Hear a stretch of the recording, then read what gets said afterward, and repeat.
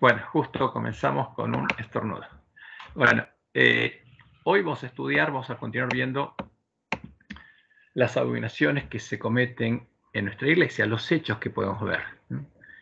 Y en este estudio, justamente, como ya vimos, lo primero que se introdujo en la iglesia adventista fue la imagen del celo, la imagen que provoca a celos a Dios, para alejarlo de su santuario. Y ahora vamos a la segunda abominación, que son las imágenes pintadas en las mentes de los varones ancianos.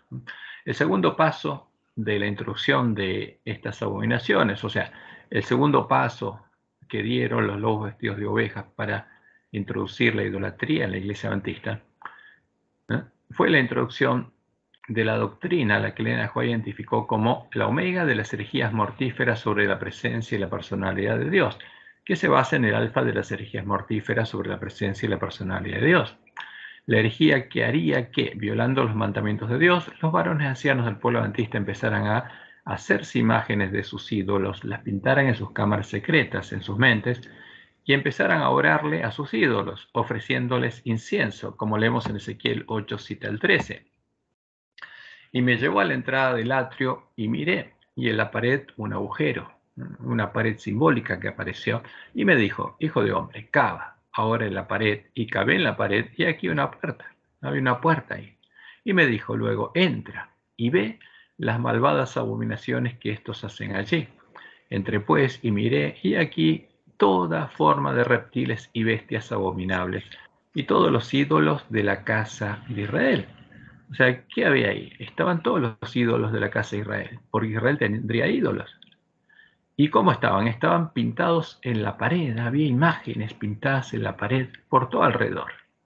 Y delante de ellos estaban 70 varones de los ancianos de la casa de Israel, y Hazanías, hijo de Safán, en medio de ellos, cada uno con su incensario en su mano. Y subía una nube espesa de incienso. ¿Qué hacían con el incensario? Estaban orándole. Y ese incienso que sube son las oraciones. ¿A quiénes? A estos ídolos. Y me dijo: hijo de hombre, ¿has visto las cosas que los ancianos de la casa de Israel hacen en tinieblas, cada uno en sus cámaras pintadas de imágenes? Porque ellos dicen: no nos ve Jehová. Jehová ha abandonado la tierra. Me dijo pues: vuélvete aún, verás abominaciones mayores que hacen esto, porque esta es la segunda etapa. Lo extraordinariamente asombroso y seductor de lo que pasaría con el que hiciera estas imágenes de la omega de las herejías mortíferas se debe a que es la unión del falso cristianismo de Roma con el espiritismo, porque estas manifestaciones que tendrían estos varones ancianos serían espiritistas, el mismo camino que seguiría el falso profeta, las mujeres a las que se estarían uniendo nuestros varones ancianos en su adoración. Como dice Elena, conflicto de los siglos 6-45. Los protestantes de los Estados Unidos eran los primeros a entender las manos a través de un doble abismo al espiritismo y al poder romano. Y bajo la influencia de esta triple alianza, ese país marchará en las huellas de Roma, pisoteando los derechos de conciencia.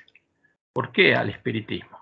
Porque tienen que recibir a un Espíritu Santo, y ese Espíritu Santo les tiene que dar poder para hacer milagros. Y ese no es el Espíritu de Dios, son los espíritus de demonios. Entonces se unirían al espiritismo para tener poder y al poder romano. Y si el pueblo adventista se uniera a ellos, ¿qué pasaría? También se uniría al espiritismo y al poder romano, al reconocer estas iglesias que ya se unieron a Roma en puntos comunes de doctrina, al falso profeta, como parte de la iglesia de Cristo y parte del plan divino para evangelizar el mundo, la están reconociendo justamente como qué, como parte del mismo plan divino, se están uniendo al plan divino de estas iglesias y están recibiendo el mismo espíritu, como Elena de White lo dijo. Y por eso es terrible, ¿no? Porque habría manifestaciones espiritistas en la iglesia adventista. Entonces, cuando nos despertáramos, Satanás y los demonios, los espíritus seductores, ya habrían empezado a darle vida a las imágenes de la abominación desoladora que los varones ancianos se hacen en sus mentes y a las que les estarían orando. Y habría empezado a comunicarse con ellos, ¿no? Por ejemplo, haciéndose pasar por el falso Jesús. Y nosotros podemos escuchar que hay pastores que predican sus sermones diciendo que Jesús les habló, Jesús les dijo tal cosa, pero no es Jesús. No están adorando al Dios verdadero. Como vemos, la oración es uno de los principales elementos de la omega de las herejías mortíferas. Y para que podamos distinguir claramente la verdad del error, empezaremos estudiando cuál es la verdadera oración, la oración que practicaban Jesús y sus discípulos. En la oración modelo, Jesús le enseñó a sus discípulos que le habían preguntado: Señor, enséñanos a orar. ¿Cómo orás? ¿Qué pedís? Porque ellos estaban maravillados de que Jesús tuviera poder.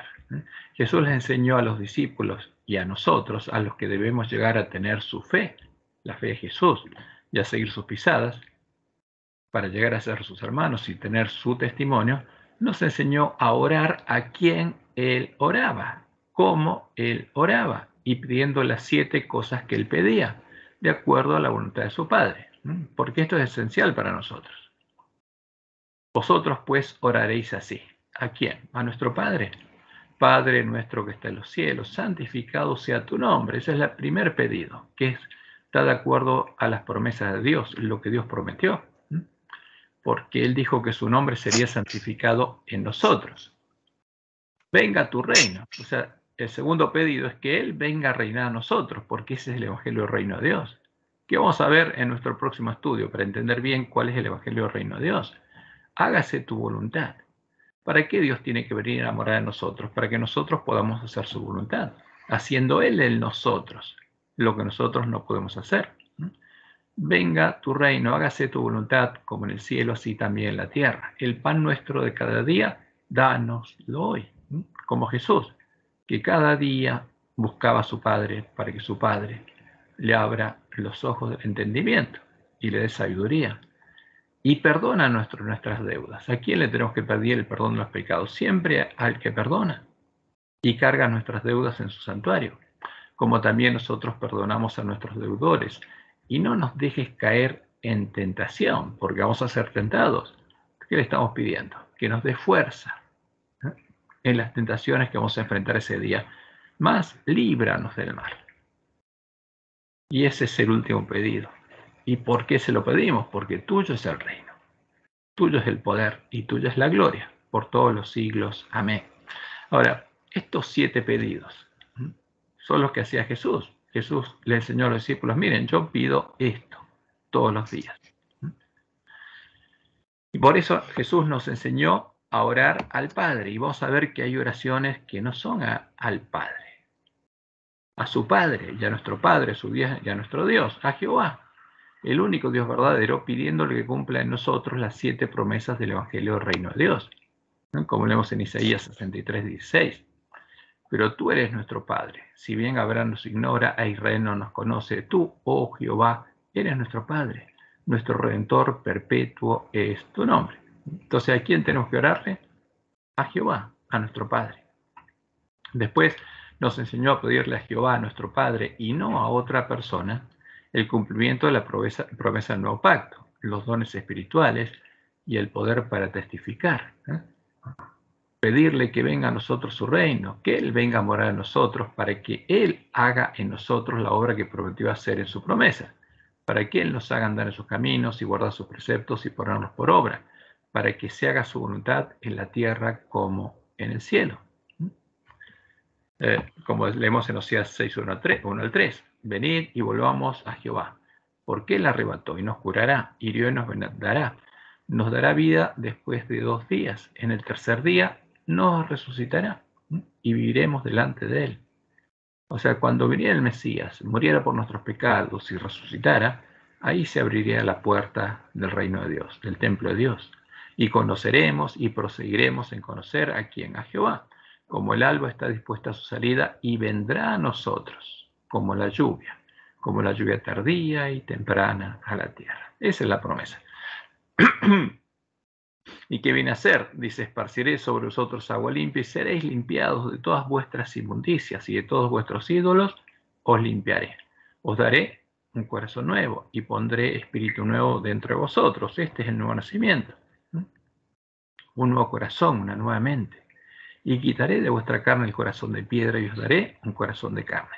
Y pondré de entre vosotros mi espíritu y haré que andéis en mis estatutos y guardéis mis preceptos y los pongáis por obra. Entonces, ¿a quién se lo tenemos que pedir? A Jehová, a nuestro Padre. Y también Jesús nos enseñó a pedirle a Jehová, a nuestro Padre, y no a otra persona, el perdón de nuestros pecados y que Él nos libre. Perdón un segundito. Ok. Y que Él nos libre del mal que está en nosotros, porque suyo es el reino, somos suyos, suyo es el poder que obra en nosotros, y suya es la gloria, no nuestra, porque su nombre es invocado sobre nosotros. Y como dice Pablo en Romanos 8, 28 en adelante, dice, y sabemos que los que aman a Dios, que a los que aman a Dios, todas las cosas les ayudan a bien, esto es, a los que conforme a su propósito son llamados, porque a los que antes conoció también los predestinó para que fuesen hechos conforme a la imagen de su Hijo, para que sea el primogénito entre muchos hermanos. Entonces, nosotros tenemos que tener la fe de Jesús y tenemos que orar como Jesús para llegar a ser como Jesús. Ahora, el que hace esa obra es Dios. ¿Quién acusará a los escogidos de Dios? Dios es el que justifica. ¿Quién es el que condenará? Cristo es el que murió, más aún también el que resucitó, el que además está a la diestra de Dios, el que también intercede por nosotros. Jesús no perdona nuestros pecados. Él nos enseñó a ir a orarle al Padre y no a Él, porque Él nos llevó al Padre, para que Dios haga la promesa, cumpla sus promesas en nosotros. Y Jesús está sentado a la diestra de Dios e intercede por nosotros como nuestro sacerdote, y en el día de la expiación actúa como nuestro sumo sacerdote. Ahora, por eso es importante. Hay un micrófono abierto, por favor, si se fijan quién lo tiene abierto. Entonces como leemos en 1 Timoteo 2:5, voy a fijar si lo podemos cerrar el micrófono. Ahí está.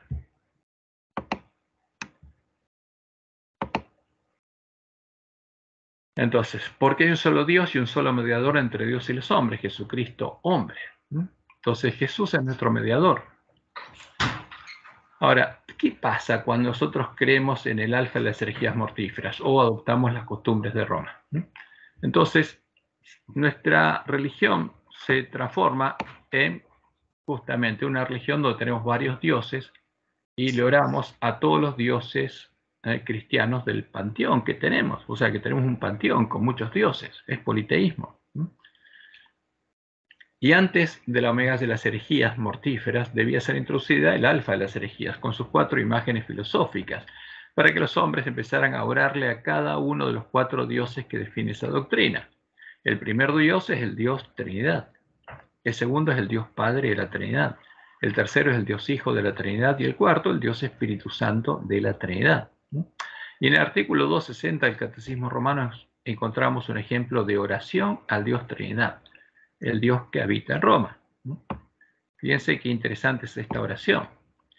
El fin último de toda la economía divina es la entrada de las criaturas en la unidad perfecta de la bienaventurada Trinidad. O sea, unirse a la Trinidad. Pero desde ahora somos llamados a ser habitados por la Santísima Trinidad.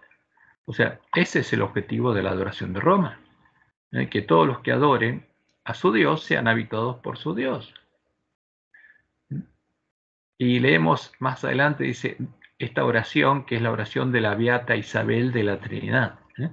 ¿Y cómo oraba esta señorita? Dios mío, Trinidad, que adoro, ayúdame a olvidarme, a enterarme de mí mismo para establecerme en ti, inmóvil y apacible como si mi alma estuviera ya en la eternidad, porque esta es una oración que hacía en sus meditaciones.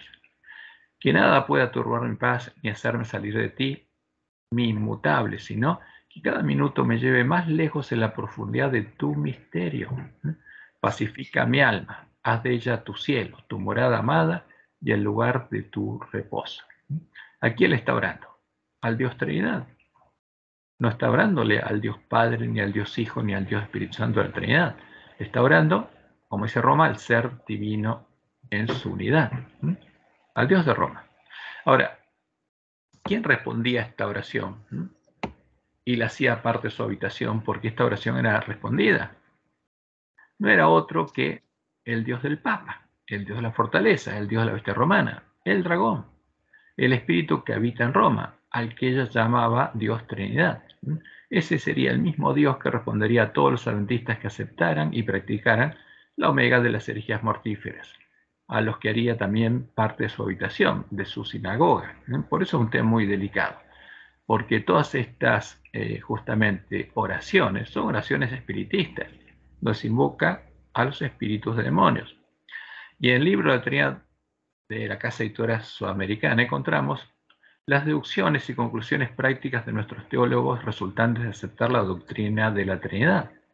Y ahí nuestros teólogos desarrollan y sugieren ideas reveladoras sobre la oración, la alabanza y la adoración, no porque haya una instrucción de Dios en su palabra, sino porque les parece lógico.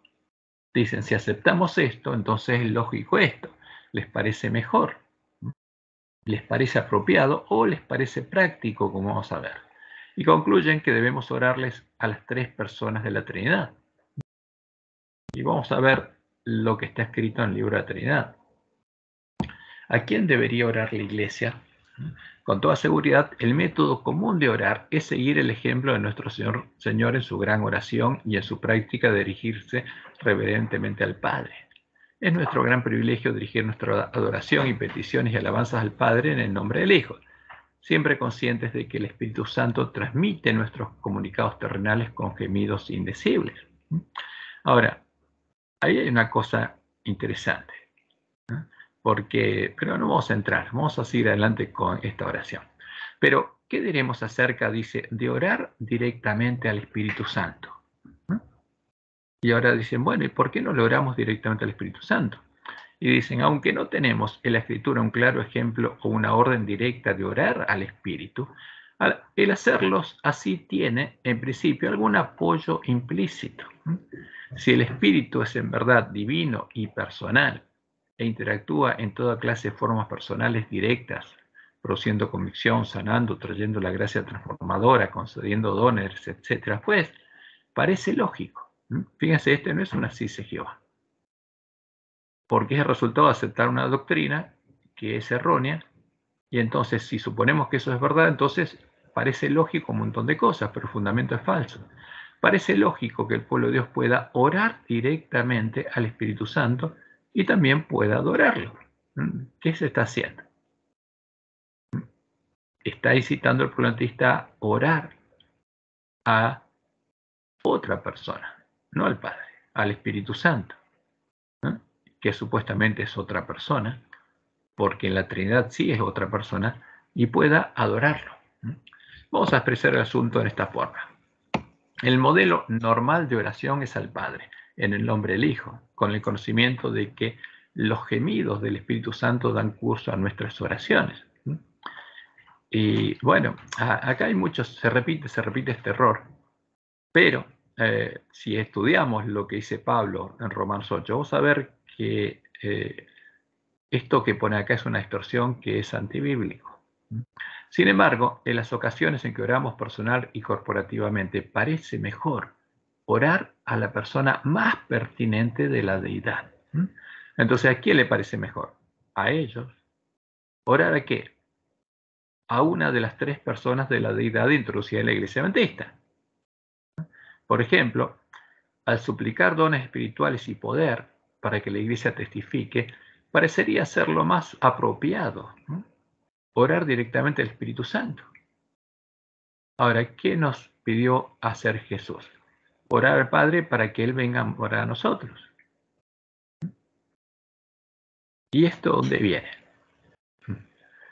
Y oraciones a Jesús incluirían aquellas de confesión, arrepentimiento y perdón, y ruegos por su pronto regreso. Pero Jesús es claro, ¿a quién tenemos que confesar nuestros pecados? Como dice la ley, como Él nos enseñó. ¿A nuestro Padre? ¿A quién tenemos que pedirle perdón? A nuestro Padre, no a Jesús. Todo esto es consecuencia de aceptar errores. En suma, si las personas de la deidad, y este sí es importante, son verdaderamente una naturaleza, carácter y propósito, que es la doctrina que se introdujo en la iglesia, es el alfa, y sobre el alfa se soporta esto, pero eso es falso. Entonces, parece lógico y práctico dirigir las peticiones y alabanzas apropiadas a cualquier persona del trío celestial, en cualquier momento y situación dados. Estas son las conclusiones prácticas de adoptar la doctrina de la Trinidad. Pero todo esto es fuego extraño traído directamente del paganismo politeísta, en el que, según el tipo de necesidad, uno se dirige a el altar del panteón donde se encuentra el Dios más pertinente para satisfacerla, y le dirige su adoración y le hace sus peticiones. Luego, si tiene otras necesidades, se dirige al próximo altar y le hace una nueva petición al nuevo Dios más pertinente. Y sigue así hasta terminar de adorar y hacer sus peticiones a todos los dioses del panteón pagano. Y este es el resultado de haber creído no solo en una falsa doctrina sobre Dios, sino de haber creído al falso evangelio asociado a ella, que busca darles un rol específico a las tres personas definidas en esta doctrina. Roma va más allá, le adora a cuatro, porque también le adora al Dios Trinidad. Pero nuestra iglesia se nos está haciendo adorar a tres personas distintas, supuestamente divinas, parte de la deidad que se introdujo, que es la doctrina de Roma, es el Dios de Roma. Para los adventistas del séptimo día, que debiéramos o deberíamos conocer perfectamente el funcionamiento del santuario, debería ser fácil de identificar estos errores, porque ahí se encuentra el modelo que nos explica claramente cuál es la obra de Dios, de Jehová, nuestro verdadero Padre, y la obra de Jesús, su renuevo, nuestro hermano, nuestro sacerdote y sumo sacerdote. Por ejemplo, en el santuario del Nuevo Pacto, como sucedía en el santuario del desierto y en el templo de Jerusalén, el que perdona nuestros pecados es Dios, es Jehová, nuestro Padre, y no lo hacen los sacerdotes ni el sumo sacerdote. En la historia de Israel, ¿alguna vez los sacerdotes perdonaron pecados o el sumo sacerdote? Nunca. Simplemente interceden, cuya obra de intercesión durante el continuo y en el día de la expiación prefiguraba la obra de intercesión de Jesús ante el Padre. Porque Jesús no perdona pecados, ese es un invento de Roma.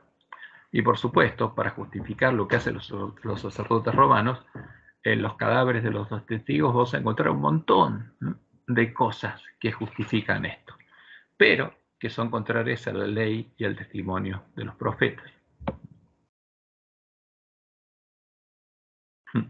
Ahora vamos a la oración que es parte de la omega de las herejías mortíferas, o sea, la oración que invoca a los espíritus.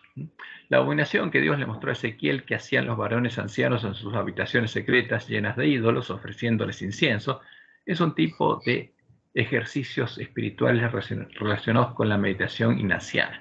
Los ejercicios espirituales creados por Ignacio de Loyola, el creador de la orden de los jesuitas. En estos ejercicios los jesuitas aprenden a hacerse imágenes, a visualizar imágenes, a pintarlas en sus cámaras secretas y a orar y comunicarse con estas imágenes, orando y comunicándose con Satanás y con los demonios, e incluso llegan a hablar y a dialogar con Jesús, con la imagen que se hace en su mente y llama Jesús, quien se les aparece en sus cámaras secretas.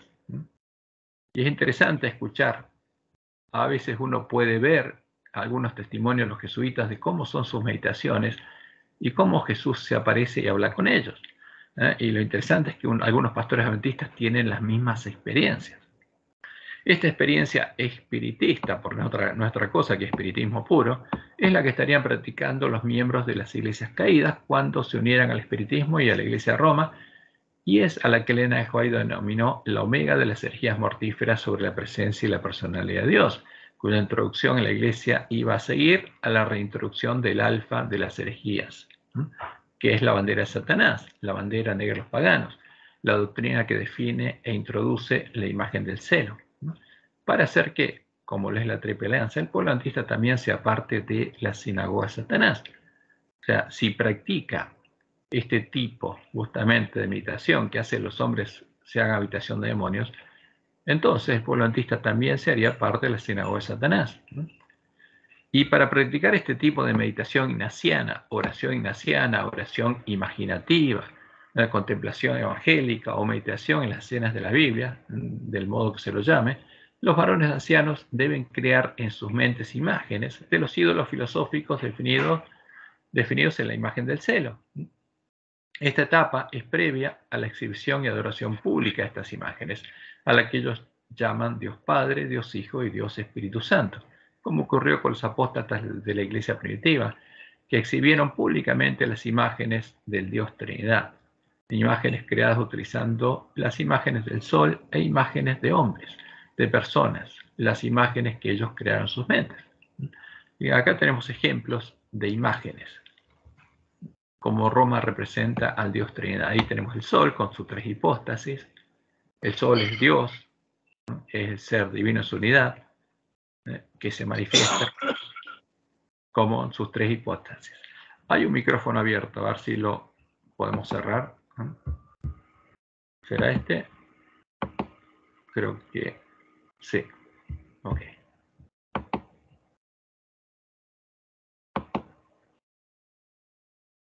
Entonces fíjense, acá tenemos tres imágenes de hombres con en sus cabezas el sol, símbolo que son hipóstasis del sol, manifestaciones del sol.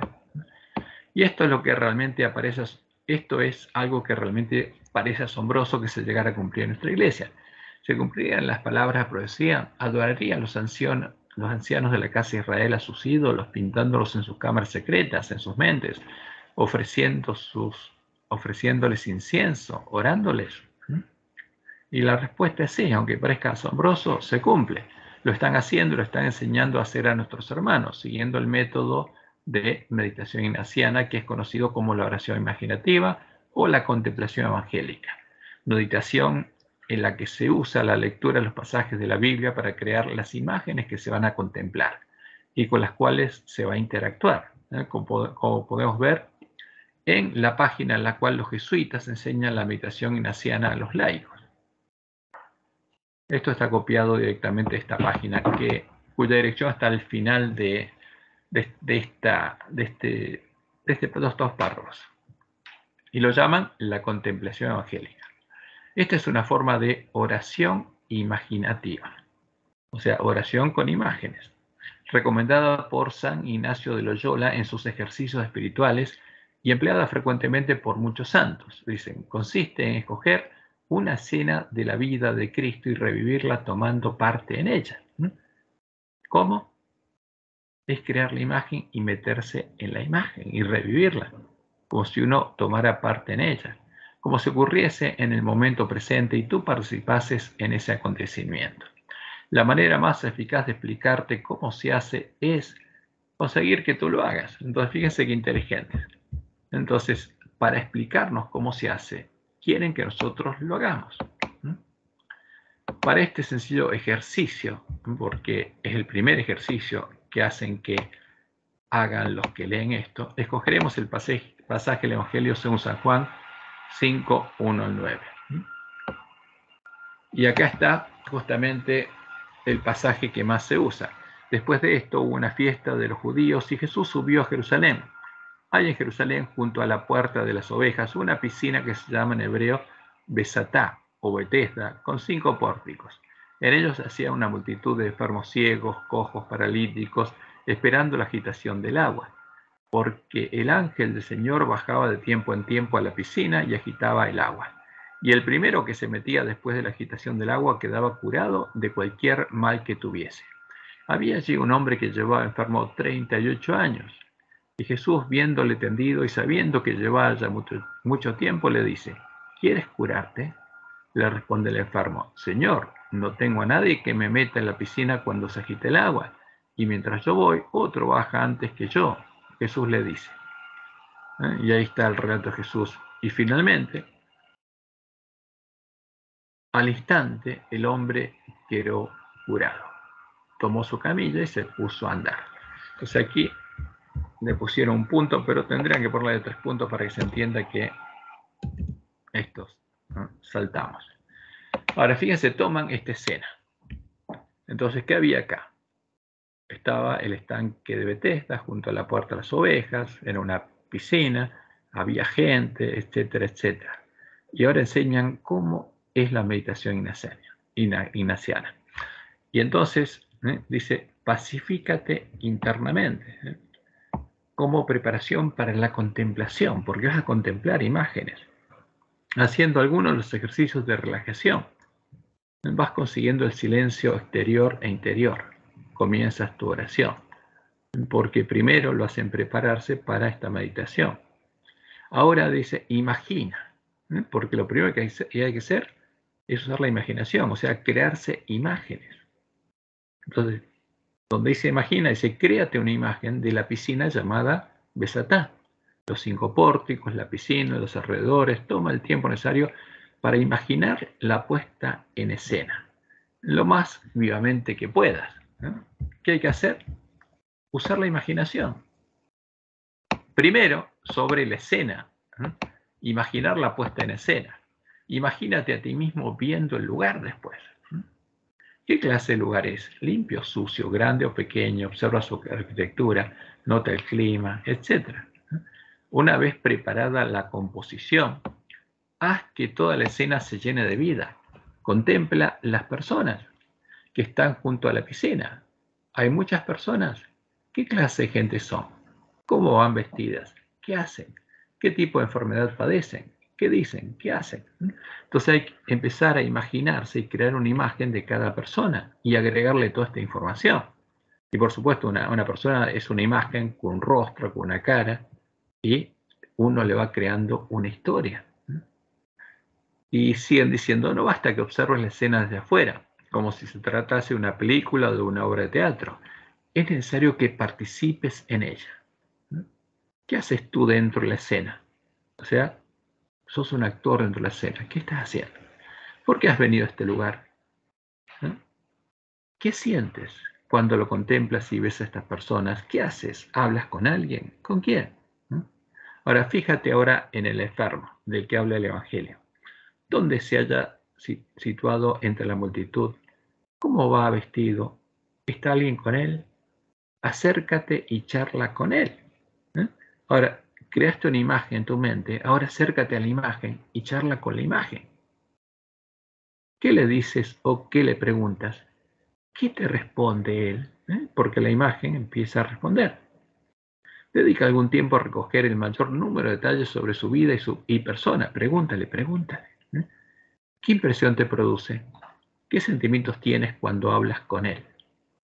Cuando estás hablando con él, observas por el rabillo del ojo que Jesús ha entrado en este lugar. Y ahora viene el punto crítico. Si Jesús entró y lo observamos, ¿qué quiere decir? Que tenemos que hacernos una imagen de Jesús. Una imagen de su rostro, de su cuerpo. Mira todas sus acciones y movimientos. ¿A dónde se dirige? ¿Cómo se comporta? ¿Cuáles crees que son sus sentimientos? Y no solamente eso, sino de lo que siente. Camina hacia ti y hacia el hombre enfermo. ¿Qué sientes en estos momentos? Y por supuesto, el que se metió en este tipo de meditación y le abrió la puerta a los espíritus seductores, va a sentir cosas. ¿Qué sientes en estos momentos? Te retiras cuando comprendes que desea hablar con el enfermo. ¿Qué dice Jesús a ese hombre? Y hay un diálogo. ¿Qué le responde el enfermo? Escucha con atención el diálogo completo. Y ahora introdúcelo en la narración incompleta del Evangelio. Ahora, esa persona está meditando y escucha algo y tiene que introducirlo en la narración incompleta del Evangelio, mezclándolo con el Evangelio. O sea, mezcla su imaginación o lo que los espíritus demonios le hacen oír y ver con las palabras del Evangelio. Detente especialmente en la pregunta de Jesús. Presta atención a la orden de Jesús cuando dice al enfermo que se levante y ande. La primera reacción del enfermo, su intento de levantarse, el milagro. Observa la reacción del hombre. Observa las reacciones de Jesús y las tuyas propias. Ahora, Jesús se vuelve hacia ti. Entra en conversación contigo. Entonces una imagen se da vuelta y empieza a hablar con el que está practicando esta meditación. Y esa imagen entra en conversación con la persona. Háblale del milagro que acaba de realizarse. Y más adelante siguen. ¿Sufres alguna enfermedad física, emocional, espiritual? Habla de ella con Jesús. ¿Qué tienes que decirle ¿qué tiene que decirte Jesús? Escucha lo que te responde, porque responde. ¿No quieres curarte? ¿Te das cuenta de lo que significa realmente pedir que te cure? ¿Estás dispuesto a cargar con todas las consecuencias que derivan de una curación? ¿Estás dispuesto? Y esto es un tema muy delicado. ¿Por qué esta pregunta? ¿Cuáles son las consecuencias? Porque si alguien le pide un milagro y Jesús lo hace, lo va a hacer parte de su habitación. Acabas de llegar a un momento de gracia. ¿Tienes fe en que Jesús puede curarte y de que quiere curarte? ¿Tienes confianza de que así será como resultado de la fe de todo el grupo que está reunido aquí? En tal caso, escucha las palabras poderosas que Él pronuncia sobre ti para sanarte o cómo coloca sus manos en ti. ¿Qué sientes? ¿Estás cierto de que las palabras que has escuchado tendrán un efecto sobre ti? Que de hecho han producido ya ese efecto aun cuando tú no percibas nada notorio en este momento. Pasa un rato de oración en calma en compañía de Jesús, dice. Y así sucesivamente, una y otra vez, mezclado o combinado el oír con el ver, sin apresurarse, sin querer agotar todo el tema o tener ansia por pasar adelante. Al final de todo, haré un coloquio, es decir, una conversación directa con Cristo, para pedirle, darle gracias, contarle mis cosas, y antes de levantarle, diré un Padre Nuestro u otra oración vocal que me dé devoción. Entonces, ¿qué hay que hablar? Hablar con Cristo, a solas con Cristo, y pedirle gracias, darle gracias, contarle mis cosas. Ahora, fíjense que esto después se repite sucesivamente, una y otra vez, mezclando el oír con el ver. Y este es el tipo de meditación. A esto, Satanás quiere que el pueblo adventista sea inducido. ¿Cuál es el objetivo de estos ejercicios de meditación en la palabra de Dios? Es hacer que el que lo practica viole los mandamientos de Dios, haciéndose imágenes en su mente, en su cámara secreta, a las que va a llamar Jesús, va a llamar Dios, va a llamar Padre y va a llamar Espíritu Santo, para alejar a Dios de su lado y permitirle a Satanás y a los demonios comunicarse con él, dando vida a las imágenes que creó en su mente. Ahora, no hemos incluido los testimonios de algunos de nuestros hermanos, pero son impresionantes, porque esto pasa con ellos. Hermanos adventistas, pastores adventistas, que creen que se están comunicando con Jesús.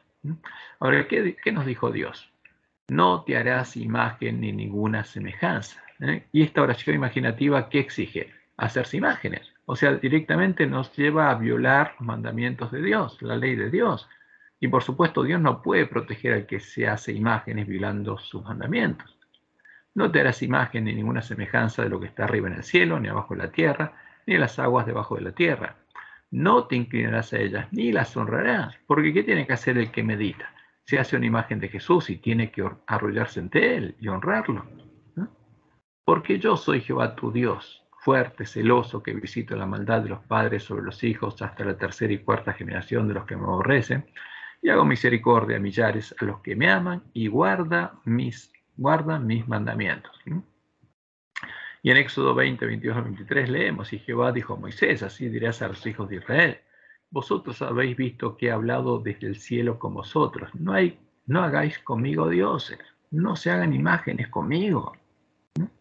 Pero ¿qué requiere este tipo de oración? Hacerse imágenes.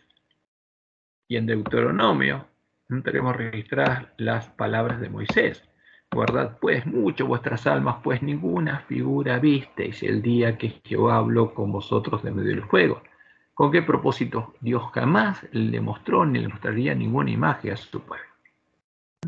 Para que no os corrompáis y hagáis para vosotros escultura, imagen de figura alguna, efigie de varón o hembra, figura de animal alguno que esté en la tierra, figura de ave alguna alada que vuele por el aire. Ahora nosotros vemos en el Nuevo Testamento como que Dios hubiera mostrado figuras de una ave alada. Pero Jehová fue claro, él nunca haría eso para no corromper a su pueblo. figura de ningún animal que se arrastre sobre la tierra, figura de pez alguno que haya en el agua debajo de la tierra. No sea que alces tus ojos al cielo y viendo el sol y la luna y las estrellas y todo el ejército del cielo, seas impulsado y te inclines a ellos y les sirvas, porque Jehová tu Dios los ha concedido a todos los pueblos debajo de todos los cielos. Ahora, vemos lo que sucede en estas meditaciones. Los que practican esta meditación usando los textos del Evangelio crean imágenes en sus mentes, se introducen en medio de ellas, les dan vida. Las imágenes toman vida, hablan con ellos, dialogan con ellos y así mezclan sus imágenes, sus diálogos y sus vivencias, sus experiencias místicas con el relato bíblico. Como dicen los jesuitas, completando la narración incompleta del Evangelio, corrompiendo en sus mentes la palabra de Dios y dejan de distinguir entre el verdadero relato bíblico y lo que proviene de la imaginación, lo que proviene de la comunicación y la interacción con los demonios. ¿Conocen esto los lobos y nuestros varones ancianos? Los lobos, por supuesto que sí, y algunos ancianos sí, otros son engañados. El mayor problema es que una vez que se introducen en estas prácticas espiritistas por curiosidad, conscientemente, sabiendo lo que hacen y son seducidos, ya no pueden escapar al poder seductor de los demonios, ¿no? Como lo escribió Elena de White. Al par que se predica el Evangelio, hay agentes que trabajan y que no son sino intermediarios de los espíritus mentirosos. Muchos tratan con ellos por simple curiosidad, pero al ver pruebas de que obra un poder más que humano, quedan cada vez más seducidos hasta que llegan a estar dominados por una voluntad más fuerte que la suya. No pueden escapar de este poder misterioso. Las defensas de su alma quedan derribadas. No tienen vallas contra el pecado. Nadie sabe hasta qué abismo de degradación puede llegar a hundirse una vez que rechazó las restricciones de la palabra de Dios y de su espíritu. Y en Periodos Escritos, página 77, ella dice lo siguiente: he visto que algunos que han sido engañados y sumidos en este error serán puestos bajo la luz de la verdad, pero a ellos les resultará casi imposible librarse completamente del poder engañoso del espiritismo. Los tales deben confesar cabalmente sus errores y dejarlos para siempre. ¿Tienen posibilidad? Sí, pero tienen que dejarlos para siempre, porque si vuelven, no van a poder escaparse. Ahora, la pregunta es, ¿ya se ha introducido esta práctica en la iglesia entre los varones ancianos? ¿Y estamos en el tiempo cuando está siendo enseñada a todos los hermanos? Y la respuesta es sí, ¿no? Un rotundo sí. Esto podemos verlo reflejado en la versión de la meditación ignaciana que es enseñada en la Iglesia Adventista por nuestros varones ancianos, como se enseña en el manual titulado Primero Dios, y también es practicada por los que enseñan este tipo de meditaciones en los grupos que se llaman A Solas con Jesús, ¿sí? O A Solas con Cristo, momentos a solas con Cristo. Ahora vamos simplemente al manual Primero Dios, ¿no? Publicado por la División Sudamericana y que se entregó a todos los hermanos. ¿Qué encontramos ahí adentro? Ahí se dice lo siguiente: entonces podemos afirmar que meditar es, ¿no? El primero dicen estudiar la palabra, estar abierto. Esto significa aplicar el intelecto, la memoria, el espíritu a la adquisición de conocimiento. Es el ejercicio, ¿eh?, en el cual dedicamos toda nuestra cognición a la comprensión de la palabra de Dios. Entonces, ¿qué cosa? Es un ejercicio. Ahora, ¿qué tipo de ejercicio?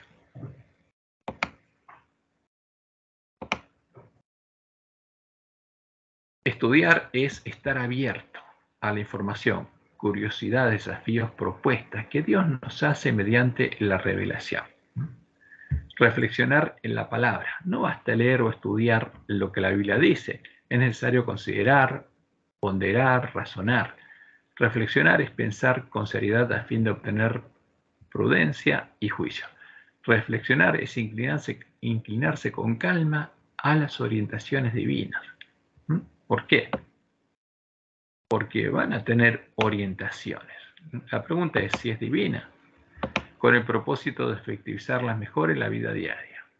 Entonces, ¿meditar qué es? Porque ellos dicen, meditar es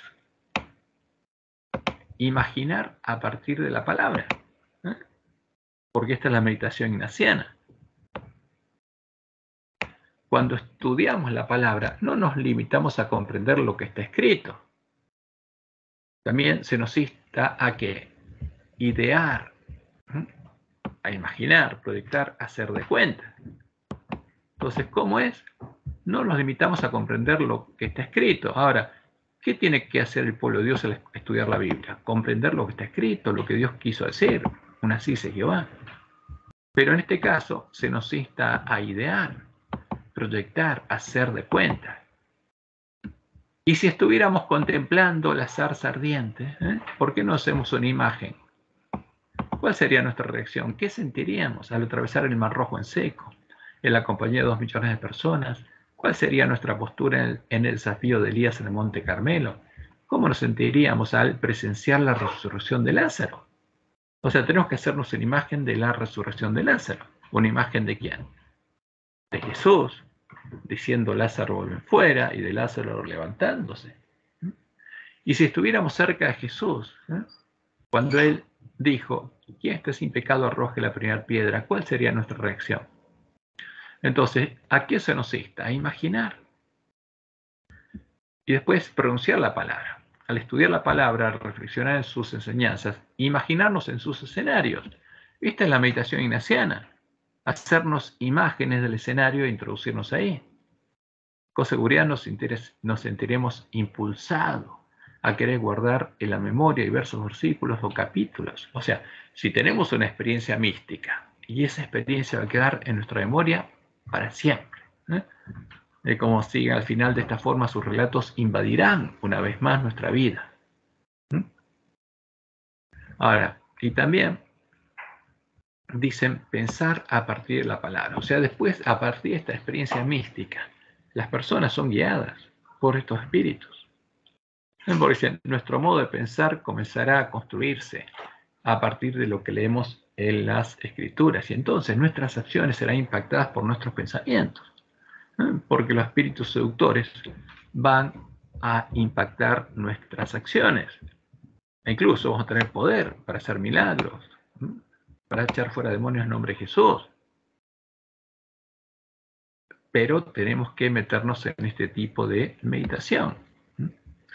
Ahora, este tipo de meditación en los pasajes de la Biblia, justamente, hace que utilicemos la imaginación y requiere que nos hagamos imágenes, cosa que Dios nos prohibió hacer, para crear una representación visual del lugar, de los personajes, de Jesús, de su rostro y de su voz, para luego llegar a sumergirnos en la escena, formar parte de ella e interactuar con los personajes. ¿Por qué este es un engaño de Satanás? Y es sencillo, porque para visualizar primero debemos imaginar, crear una imagen del lugar y de los personajes. Cuando en las escenas de la Biblia aparece Dios o Jesús, el meditar visualizando requiere que nos hagamos imágenes de Dios, imágenes de Jesús, de los ángeles, de los apóstoles, etc. E interactuemos con ellas, con las imágenes, escuchando su voz. ¿La voz de quién? De una imagen. Viendo su rostro, sus expresiones, postrándonos ante la imagen a la que llamamos Dios o Jesús, violando los mandamientos de Dios, porque lo que hicimos es crearnos un ídolo.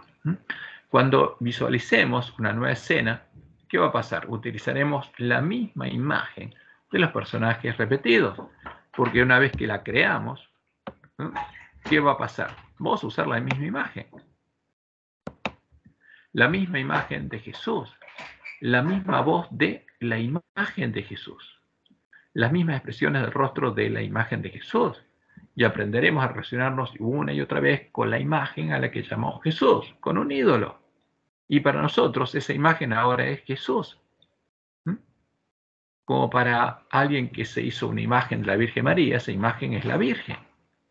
Ese es el tema, eso es paganismo. Cuando meditemos en los pasajes de la Biblia, estaremos buscando volver a encontrarnos una y otra vez con la imagen a la que llamamos Jesús, la imagen que incluso nos llevará a tener experiencias místicas, sueños y visiones. Incluso se nos plantea que lleguemos a ponernos en el lugar de Jesús, para que por obra de Dios, que entró en nosotros, lleguemos a sentir lo que sintió Jesús, tengamos una experiencia mística. Y siguiendo este camino estaremos violando los mandamientos de Dios, haciéndonos imágenes y adorándolas, y Dios no podrá protegernos del engaño ni de los espíritus seductores que se esconden detrás de las imágenes creadas en nuestra mente. Los espíritus que entran a las mentes y producen las experiencias místicas. Le habremos abierto la puerta a nuestra mente, ¿a quién? A Satanás y a los demonios. Por eso es un tema muy delicado. Ahora, lo triste es que se enseña en nuestra iglesia abiertamente a hacer esto. Y llegará el momento en el cual este Jesús nos mirará, como dicen los jesuitas, y hablará con nosotros. ¿Y qué le dará vida? ¿Será Jesús? No. Será algún espíritu que está morando en nosotros. Y hablaremos con Jesús, entre comillas, contestará nuestras preguntas. Nos dará instrucciones sobre lo que debemos hacer. Porque eso es lo que hace con los jesuitas. Y seguiremos sus instrucciones, como lo hacen los jesuitas, sin dudar en hacerlos, como un cadáver que no tiene voluntad propia, pensando que hacemos la voluntad de Jesús. Pero nos estaremos postrando ante un falso Jesús, estaremos adorando a un falso Jesús, al ídolo que creamos en nuestra mente, estaremos adorando a los demonios y siguiendo las instrucciones de los demonios. Nos habremos convertido en espiritistas y, como en los jesuitas, este Jesús habitará en nosotros. Por eso es un tema muy delicado. Si seguimos el consejo que Dios nos dio por medio del Nehuay, probando estas manifestaciones a la luz de la ley y el testimonio de los profetas, vamos a ver que esta es la obra de Satanás y los demonios. Ahora, Conflicto de los Siglos 651, empezando el capítulo del que ella tituló Nuestra única salvaguardia, dice lo siguiente: a la ley y al testimonio. ¿Qué pasa si es contrario a la ley y al testimonio? ¿Qué nos dice la ley? No te harás imágenes. Es sencillo, no es tan complicado. Si no hablar en conformidad a esta palabra, son aquellos a quienes no ha amanecido. Isaías 8:20. Al pueblo de Dios se le indica que busque en las Sagradas Escrituras su salvaguardia contra las influencias de los falsos maestros y el poder seductor de los espíritus tenebrosos. Ahora, el que hizo este librito que se publicó, Primero Dios, enseñando a meditar, ¿es un verdadero siervo de Dios? No, es un falso maestro. ¿Y le abre la puerta a quién? A los espíritus tenebrosos. Satanás emplea cuantos medios puede para impedir que los hombres conozcan la Biblia, cuyo claro lenguaje revela sus engaños. En ocasión de cada avivamiento de la obra de Dios, el príncipe del mal actúa con mayor energía. En la actualidad está haciendo esfuerzos desesperados, preparándose para la lucha final contra Cristo y sus discípulos. El último gran engaño se desplegará pronto ante nosotros, porque eso pasaría ante nosotros, en nuestra iglesia, en el tiempo de nuestra prueba. El anticristo, ¿quién? Satanás, el falso Jesús, el Jesús de Roma, el Jesús del falso profeta, va a efectuar ante nuestra vista obras maravillosas. El contracimiento se asemejará tanto a la realidad que será imposible distinguirlo sin el auxilio de las Santas Escrituras. Ellas son las que deben atestiguar en favor o en contra de toda declaración, de todo milagro. ¿Pero qué va a pasar? Algunos adventistas del séptimo día serán tentados a recibir estas cosas portentosas como si procedieran de Dios. Los enfermos sanarán ante nosotros. Ocurrirán milagros ante nuestros ojos. Ese es el resultado de creer en la Omega. Satanás va a hacer milagros y señales. Si aquellos por medio de quienes se realizan curaciones están dispuestos, en vista de estas manifestaciones, en vista del poder que reciben, a excusar su descuido de la ley de Dios y prosiguen desobedeciendo, porque el que se hace imágenes desobedece a la ley de Dios, aunque tengan poder en todo sentido. Tal cosa no significa que posean el gran poder de Dios. Por el contrario, es el poder obrador de milagros del gran engañador. Y es triste, pero vemos como ministros nuestros, hermanos nuestros, se metieron en este tipo de meditaciones, que es la Omega, violando la ley de Dios. Ahora, ¿cuál es el resultado visible de estas meditaciones? Si observamos atentamente, podremos ver su resultado en los sermones de nuestros pastores. Muchos de nuestros pastores enseñan e invitan a nuestros hermanos a imaginar, a visualizar las escenas de la Biblia y cuentan sus experiencias de meditación y cómo esas imágenes están grabadas en sus mentes. Por ejemplo, hace unos 4 o 5 años, en un sermón predicado en la UAB, podríamos escuchar a un conocido pastor decir, que es vicepresidente de la Conferencia General: cierro los ojos y veo el rostro sonriente de Dios Padre. ¿Por qué? Se hizo una imagen. Pero Dios prohibió hacerse eso. Por supuesto, como a Dios nadie le vio jamás y ningún pecador lo puede ver y vivir, lo que él ve es la imagen de hombre que se hizo, un rostro de hombre. La imagen que creó, y está grabada en su mente, en su cámara secreta, la imagen en la cual ahora él adora y llama Dios Padre. Y podemos ver en la experiencia que muchos de nuestros hermanos tienen en los encuentros a solas con Jesús, en los que, luego de meditar los pasajes de la Biblia e introducirse en sus escenas, porque eso le hacen hacer, tienen experiencias místicas. Jesús se comunica con ellos hablan con Jesús, Él les da mensajes para que ellos se lo hagan llegar a otros participantes. Ellos los entregan, profetizan el nombre de Jesús y lo profetizado se cumple. Lo que este Jesús les dijo era realidad. Y ellos creen que la voz que escucharon es la voz de Jesús, porque la voz les dice que es Jesús. Ahora, ¿qué es lo que está pasando con el pueblo adventista? Como Dios lo anunció, en primer lugar, el pueblo adventista fue dejado a oscuras, sin profecía, sin conocer las amonestaciones que Dios nos dio para este tiempo. Y está siendo engañado y seducido por los lobos vestidos de ovejas, por los varones ancianos que se convirtieron en ciegos, guías de ciegos, y por los espíritus de demonios, con el objeto de que crea que las manifestaciones que están sucediendo y van a suceder cada vez más provienen de Jesús, para que el pueblo adventista le abra la puerta de su mente y su corazón al falso Jesús. Él entre por nuestra mente, nosotros entremos por la puerta ancha, y el pueblo adventista se une a los hombres que van a creer en este Jesús, lo van a adorar y le van a preparar el camino al anticristo, mientras recorre el camino espacioso que lleva a la perdición. Por eso, Elena de White es clara, el segundo tomo, Mensajes Selectos.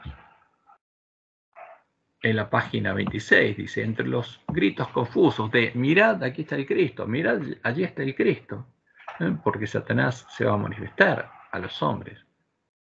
Mirad, va a encontrarse con nosotros en momentos a solas con Cristo.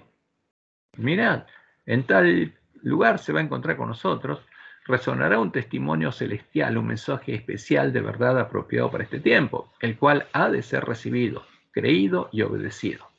La eficacia está en la verdad y no en ideas fantásticas. La verdad eterna de la palabra de Dios permanecerá libre de todos los errores seductores y de las interpretaciones espiritualistas, libre de imágenes fantásticas y seductoras. Eso es lo que tiene que hacer el pueblo de Dios. No tenemos que mezclar la palabra de Dios con imágenes creadas en nuestra mente, imágenes fantásticas y seductoras. La atención del pueblo de Dios será asaltada por falsedades, pero la verdad debe permanecer adornada por su bello ropaje de pureza. La verdad, preciosa por su influencia santificadora y elevadora, no debe ser rebajada al nivel de las cosas comunes y corrientes. Siempre debe permanecer sin ser contaminada por los errores mediante los cuales Satanás procura engañar, si es posible, si fuera posible, a los mismos escogidos. Y esto es una muestra de acción clara.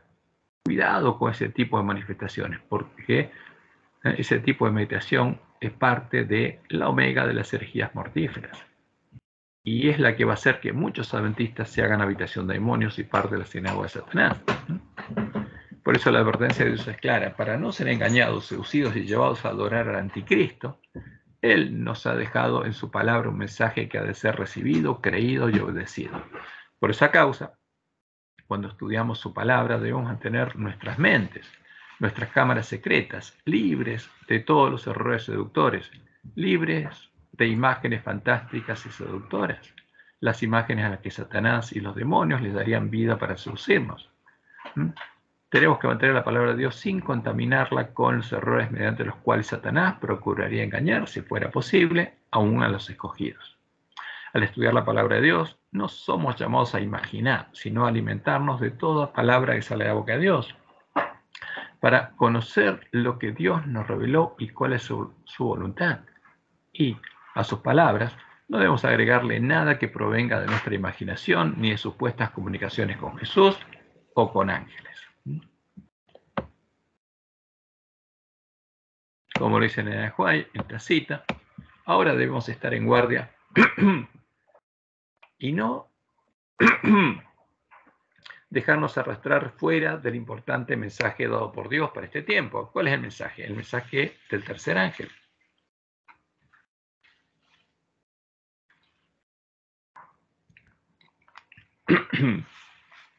Y dice ella, Satanás no ignora el resultado de tratar de definir a Dios y a Jesús desde el punto de vista espiritista.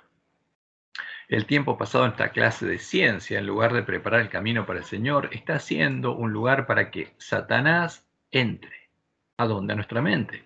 Y confunda las mentes con misticismos de su propia creación. Aunque están vestidos con ropajes angélicos, han convertido a nuestro Dios y a nuestro Cristo en seres carentes de toda importancia. ¿Por qué? Porque Satanás ve que las mentes se prestan para que Él haga su obra. Los seres humanos han perdido el concepto de Cristo, el Señor Dios, y han estado obteniendo una experiencia que es la omega de uno de los engaños más sutiles que cautivarán las mentes humanas. Y por eso, fíjense esto, ¿no? Dios fue claro. Ella no entendió, no vio, no le mostró exactamente cómo sería, pero le mostró lo que Satanás haría. Y por eso, dice ella, se nos prohíbe usar la imaginación para espaciarnos en conjeturas. Ahora, cuando estudiamos la Biblia, ¿qué tenemos que leer? Lo que está escrito, lo que está revelado. No agregar ni quitar nada. Y no usar la imaginación, ni para hacernos escenas, ni nada. Lo importante no es la escena donde Jesús anunció la profecía. Lo importante es la profecía. Cuando leemos, por ejemplo, el sermón profético Mateo 24, es importante que nos hagamos una escena donde estaba Jesús sentado, los discípulos, el rostro de Jesús. No, no sirve para nada eso. Al contrario, eso le sirve a Satanás. Lo que tenemos que hacer nosotros es oír la palabra de Dios y entender el mensaje que Él nos dio. Como le indica Elena de White, se nos prohíbe usar la imaginación para espaciarnos en conjeturas, porque los que lo hacen le abren la puerta a Satanás. Hace lugar para que Satanás entre y confunda sus mentes con misticismo de su propia creación y obtienen una experiencia que es la omega de uno de los engaños más sutiles que cautivarán las mentes humanas. Y como vimos, oficialmente en nuestra iglesia se busca que el polantista practique esto, que es la omega. Como dice ella, si Dios habló alguna vez por mí, oiréis dentro de poco de una ciencia maravillosa, una ciencia, dice ella, del diablo. Su objetivo será restar toda importancia a Dios y a Jesucristo, a quien Él envió. Algunos exaltarán esta falsa ciencia y Satanás, mediante ellos, procurará anular la ley de Dios. ¿Por qué? Porque el que practica esta ciencia deja de lado toda la ley de Dios. Se efectuarán grandes milagros ante la vista de los hombres y en beneficio de esta ciencia maravillosa. ¿Habrá milagros en nuestra iglesia? Sí. ¿Estarán relacionados con la omega? Por supuesto que sí. Entre las trampas más temibles del gran seductor figuran las enseñanzas engañosas y los fementidos milagros del espiritismo. Disfrazado como ángel de luz, el enemigo tiende sus redes donde menos se espera. Si tan solo los hombres quisieran estudiar el libro de Dios, orando fervientemente por comprenderlo. Fíjense, no para hacer haciéndose imágenes. Comprender el mensaje de Dios. Que hay que poner línea sobre línea con las otras partes de la palabra de Dios. No serían dejados en las tinieblas para recibir doctrinas falsas. Pero como rechazan la verdad, resultan presa fácil para la seducción. Porque para que los demonios puedan seducirnos, primero tenemos que creer una mentira y después hacernos imágenes. La próxima cita ya dice, muchos que rehusan los mensajes que el Señor les envía están buscando clavos para colgar sus dudas y andan buscando alguna excusa para rechazar la luz del cielo. Frente a una evidencia clara de que la palabra de Dios dicen tal como los judíos, muéstranos su milagro y creeremos. ¿A qué le creemos? ¿A la palabra de Dios? No, a un milagro. Pero la verdadera fe viene por el oír y el oír por la palabra de Dios. Porque la fe es lo que, ¿qué cosa? La fe es la certeza de lo que se espera, la convicción de lo que no se ve, y lo esperamos porque conocemos la promesa de Dios. Pero un milagro no necesita fe. Ver un milagro es lo necesario para seducirnos. Entonces, ¿qué dicen? Dirían muchos, muéstranos un milagro y creeremos. Si estos mensajeros tienen la verdad, ¿por qué no sanan a los enfermos? Si sus ojos pudieran ser abiertos, se verían rodeados por ángeles malignos, jubilosos y triunfantes, debido a su poder para engañarlos. Está por llegar el día cuando Satanás contestará al pedido de estas personas que dudan y hará numerosos milagros para confirmar la fe de todos los que buscan esta clase de evidencias. ¿Quién va a hacer milagros? Satanás. ¿Y qué va a hacer la gente? Va a creer. Cuán terrible será la situación de los que cierran los ojos a la luz de la verdad y piden milagros para afirmarse en el engaño. Y lo triste es cuando uno escucha, porque yo para ver qué hacían en estos momentos a solas con Cristo, momentos a solas con Jesús, participé de unos de estos y vi lo que hacían. Primero me enviaron algunas grabaciones de lo que hacía, después lo vi y es triste, porque todo se basa en que Jesús me dijo, me guió, me anunció, y son todas manifestaciones espiritistas. Ese a solas con Cristo es simplemente una práctica de la Omega que lleva a recibir manifestaciones espiritistas. Y estos hermanos cuentan su experiencia, cómo Jesús les habló, cómo Jesús les dio señales. Y como leemos, dice Elena, Evento de los Últimos Días, página 174, la Biblia nunca será reemplazada por manifestaciones milagrosas, porque eso es lo que quiere Satanás, que dejemos de lado la Biblia y creamos en milagros. Hay que estudiar la verdad y hay que buscarla como un tesoro escondido. No se darán inspiraciones maravillosas aparte de la palabra. O sea, ¿quién no va a dar inspiraciones maravillosas? Dios, pero Satanás sí. Por eso es muy claro. Lo que Dios les mostró a Elena, que él no va a hacer ningún tipo de estas manifestaciones, pero Satanás las haría. Lo único que él haría sería guiarnos a comprender su palabra, para que basemos nuestra fe en un así dice Jehová. No se darán inspiraciones maravillosas aparte de la palabra, ni aquellas tomarán el lugar de estas. Aferraos a la palabra y recibid la palabra injertada, la cual hará a los hombres sabios para la salvación. Ahora, ¿cuál es nuestra responsabilidad? Debemos tocar trompetensión. Debemos advertir a nuestros hermanos del peligro y darles el verdadero alimento a tiempo. Porque la Omega, que es la segunda de las abominaciones introducidas, de acuerdo a lo que Dios anunció por medio de Ezequiel, ya está en la iglesia. Y ya vimos justamente los hechos que nos muestran que ya está en la iglesia. Ahora, la tercera etapa de introducción de la idolatría en la iglesia remanente es la que haría que el pueblo adventista fuera guiado a unirse a otras mujeres y a contaminarse con ellas, adorando al mismo Jesús, al Cristo babilónico, a la imagen cristiana de Tamuz, la definida en el Alfa, las herejías mortíferas sobre la presencia y la personalidad de Dios, y a festejar con ellas las fiestas de Tamuz, como lo hace la Iglesia de Roma y sus hijas. La profecía señala en forma especial la fiesta. Fíjense, en Ezequiel 8 leemos lo siguiente: y me llevó a la entrada de la puerta de la casa de Jehová, que está al norte, en el camino a Babilonia, y aquí mujeres que estaban allí sentadas endechando ¿a quién? A Tamuz. Había muchas mujeres. ¿Qué estaban haciendo? Endechando a Tamuz. Y esa es una costumbre ¿de qué tipo? ¿Cristiana? Luego me dijo, ¿no ves, hijo de hombre? Vuélvete aún, verás abominaciones mayores que esta.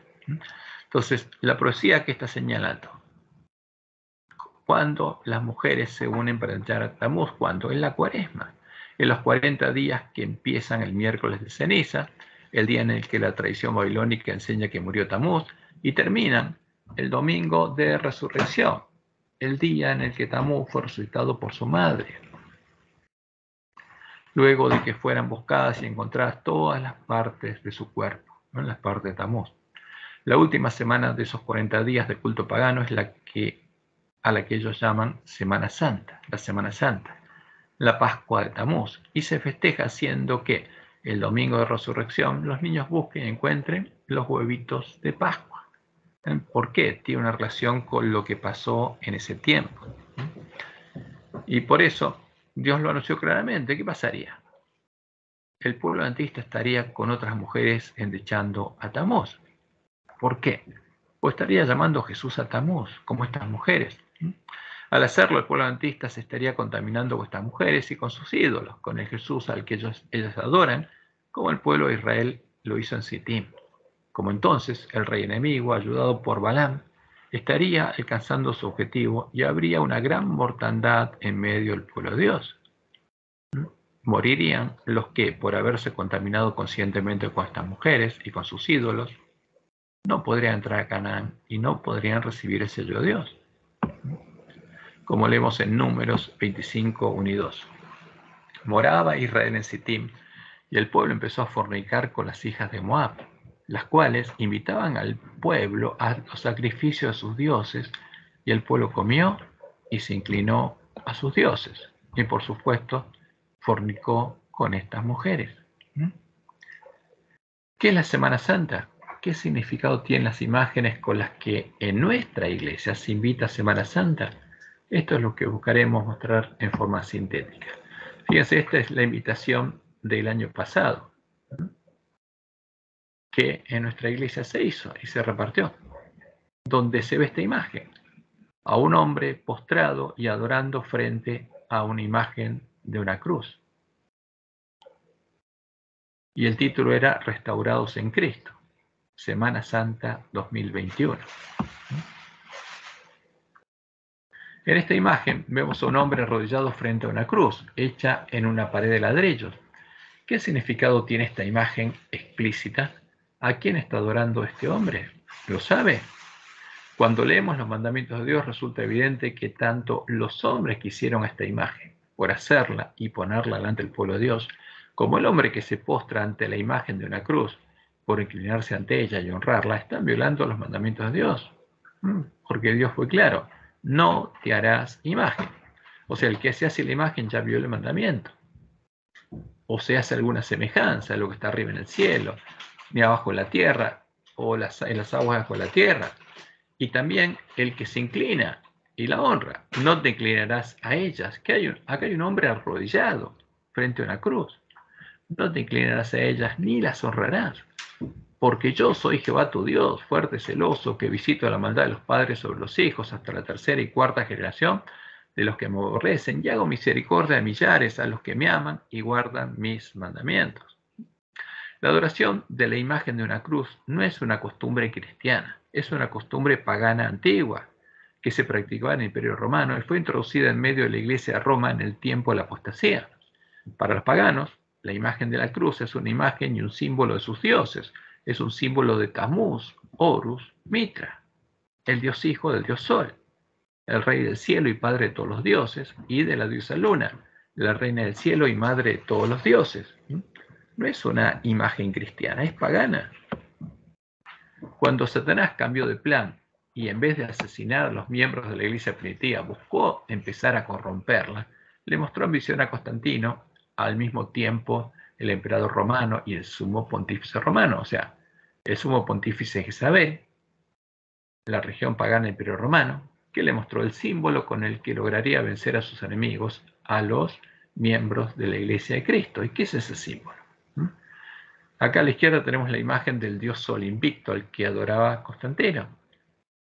Y en el medio tenemos el dios Sol, a la derecha la diosa Luna, y con en sus manos estrellas, que son sus hijos, los dioses del cielo.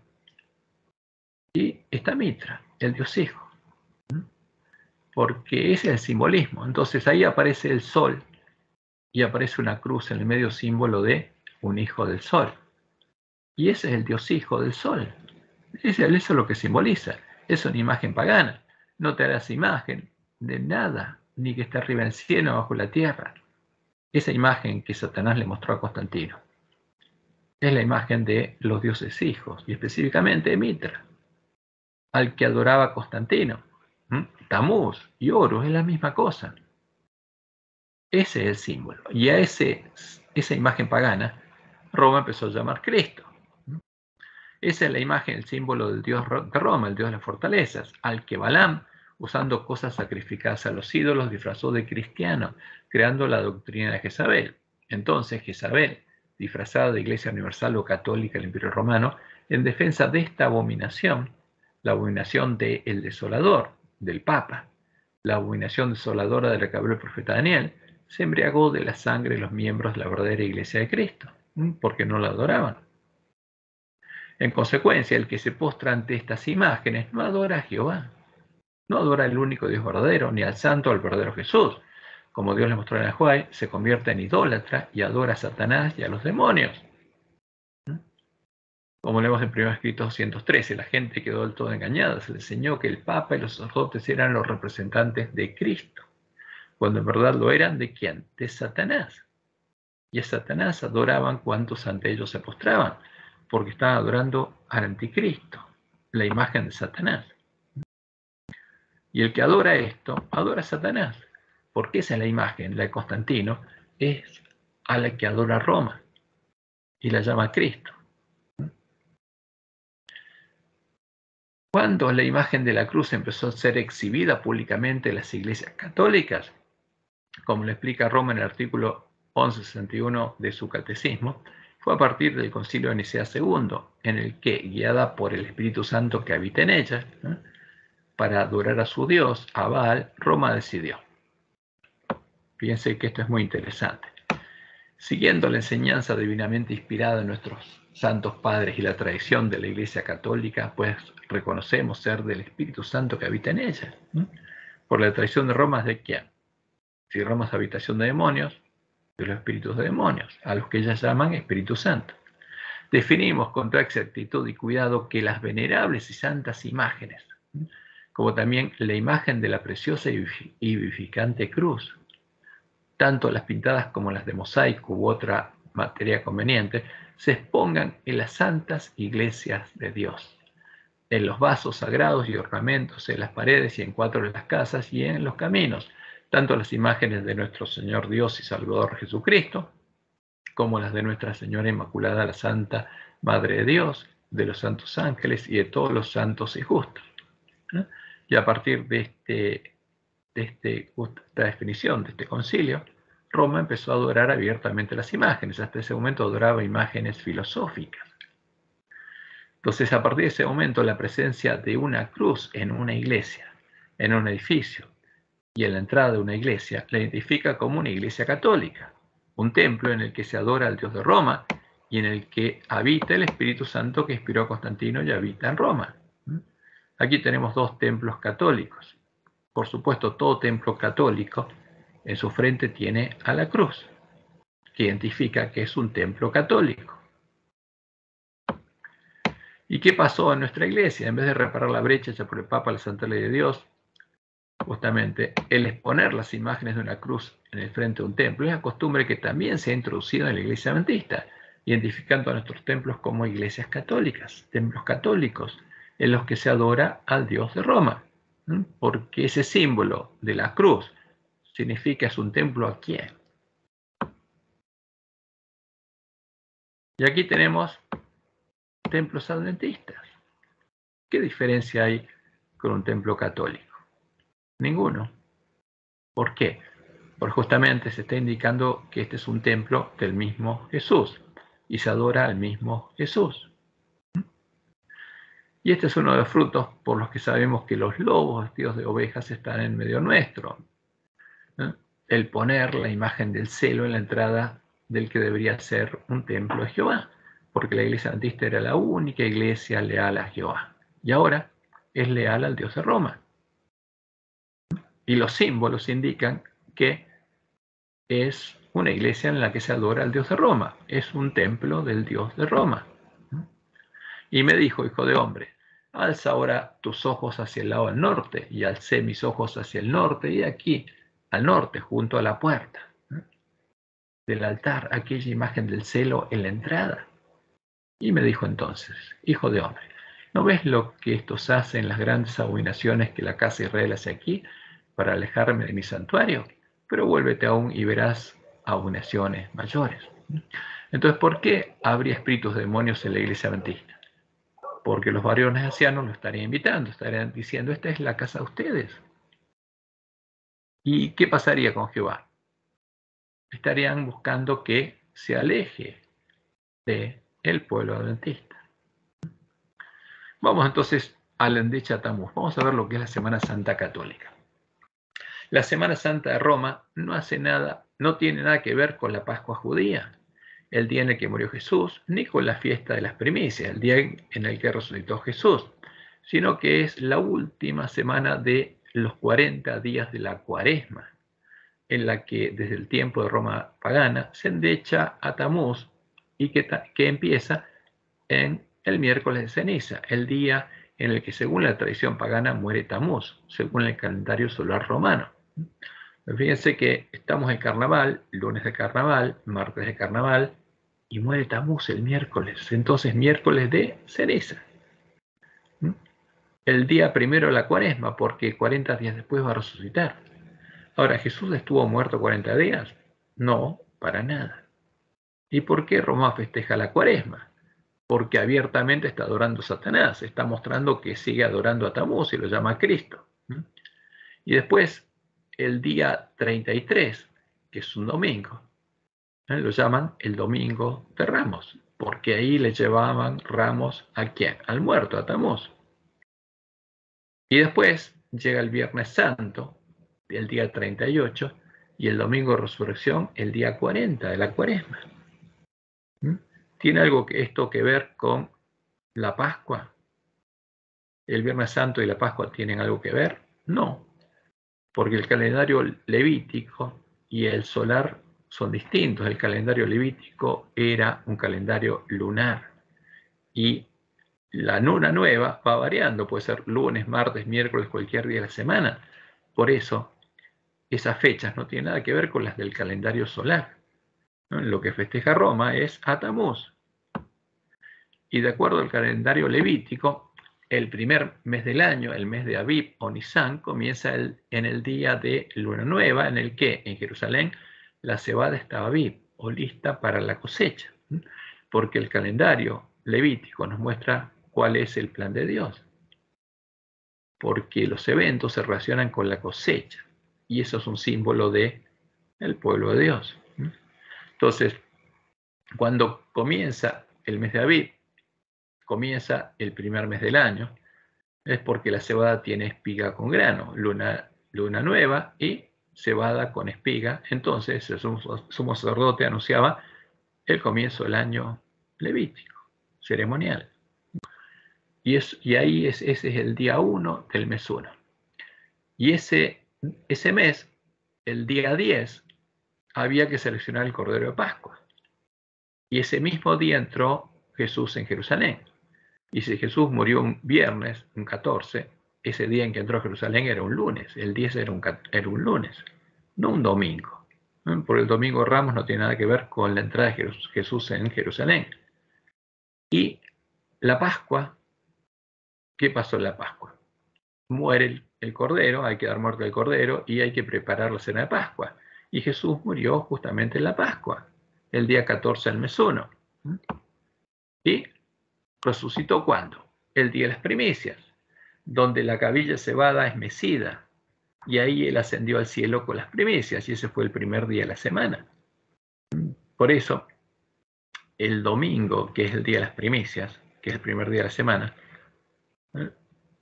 casi nunca coincide con ¿quién? Con la Pascua pagana. No tiene nada que ver. Son dos cosas distintas. Una es la adoración pagana de Tammuz, la que hace Roma de acuerdo al calendario romano pagano, y otro es la verdadera Pascua.